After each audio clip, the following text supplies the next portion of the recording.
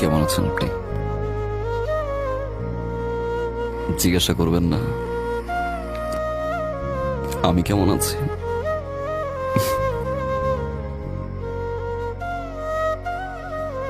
আমি ভালো নাই।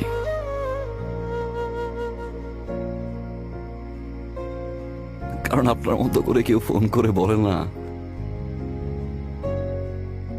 রাত 11টা বাজে, অনেক রাত, বাসায় চলে যান প্লিজ। আপনার মতো করে কেউ বলে না যে আপনি আর স্মোক করবেন না। যখন জ্বর হয় আমার,